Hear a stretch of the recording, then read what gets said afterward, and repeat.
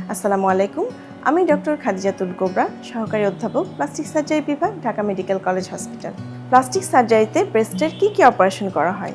Plastic সার্জারিতে মূলত আমরা ব্রেস্টের অপারেশনকে দুই ভাগে ভাগ করে থাকি।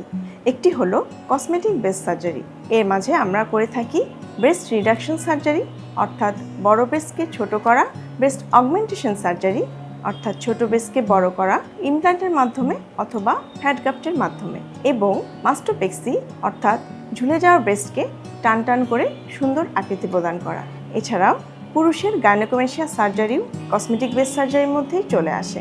এবারে আসি রিকনস্ট্রাকটিভ অর্থাৎ ব্রেস্ট পুনর্গঠন সার্জারি।